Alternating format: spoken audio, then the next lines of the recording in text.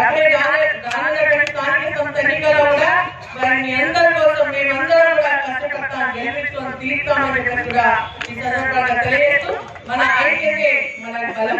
కాబట్టి కేసీఆర్ గారి నాయకత్వాన్ని బలపరిచే విధంగా మళ్ళీ అందరం కలిసి పోరాటం చేద్దాం, మనం అనుకున్న సాధించుకుందాం, మళ్ళీ మన కేసీఆర్ రాజ్యాన్ని తీసుకొచ్చుకుందామని తెలియజేస్తూ ఉద్యమ నాయకులుగా మన పద్మ మరి లాస్ట్ మాట్లాడితే బాగుంటుందంట. లాస్ట్ మాట్లాడమని చెప్పండి. తెలంగాణలో కేసీఆర్ గారు ఎక్కడ మీటింగ్ పెట్టినా కూడా అక్కడ మరి మేము తప్పకుండా టీవీలో కూర్చొని మాట్లాడే ప్రతి ఒక్క విషయాన్ని కూడా మేము విన్నాము. మేము తెలంగాణ ఉద్యమం కోసం పాటుపడుతూ ఏదైనా రాష్ట్రం వచ్చిందంటే మరి మంత్రివర్గంలో ఎటువంటి డిస్ప్యూట్స్ ఉండకుండా ఆ రోజు రాజీనామా చేయండి అని చెప్పేసి మాట్లాడడం జరిగింది.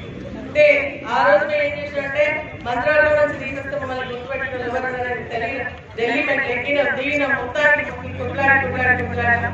కానీ కేసీఆర్ గారు మరి శక్తి ఏమంటారంటే తెలంగాణ మరి మన రేవంత్ రెడ్డి గారు చెప్తారు, తెలంగాణలో కేసీఆర్ గారు అనగాలేకుండా చిన్న మొక్కలు కూడా టీకి పారేస్తామని చెప్పేసి అంటారు. నేను అదే అడుగుతాను రేవంత్ రెడ్డి గారు, ఈరోజు మీరు మొక్క తీయడానికి వస్తే ఈ రోజు కేసీఆర్ గారు ముఖ్యమంత్రి కేసీఆర్ గారు వ్యక్తిగా ఒక శక్తి అనేది మరి ఈ రోజు ఎన్నో కార్యక్రమాలు తెలంగాణ ఉద్యమంలో కేసీఆర్ గారు ఆ రోజు వారు ఉద్యమం చేసినప్పుడు ఎంతో బాధపడ్డారు.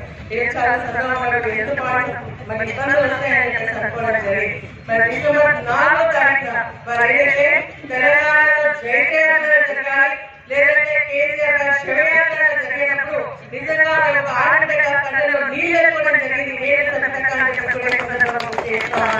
మరి ఆ రోజు నిజంగా మన రోజే గారి ఢిల్లీ వెళితే మేమంతా కూడా అరెస్ట్ చేసి ప్రాణం పెట్టుకున్నాం. ఎందుకంటే పోతే ఎక్కడ మళ్ళీ డిస్టర్బ్ చేస్తారో అని చెప్పేసి అనుకున్నాం.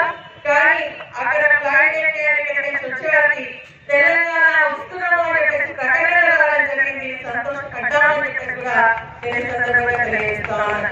ఇక్కడ కేసీఆర్ గారి ఉద్యమంలో మరి ఎన్నెన్నో గ్రామాలు ఎన్నెన్నో మీటింగ్లు పెట్టి ఎన్నెన్నో ఒడిదుడుకులు ఎదుర్కొన్నా కూడా గట్టిగా నిలబడడం వల్లనే ఈ రోజు తెలంగాణ సాధించుకున్నామని చెప్పిగా తెలియజేస్తూ మరి ఎక్కడ నిజంగా ఇది చరిత్రలో సువర్ణాక్షరంతో లిఖించబడినటువంటి మరి మనకు మరి మన తెలంగాణ ఉద్యమానికి ఊపిరి పోసినటువంటి రోజు ఈ నవంబర్ 29 అని చెప్పేసి మనం గుర్తు చేసుకోవాల్సినటువంటి అవసరం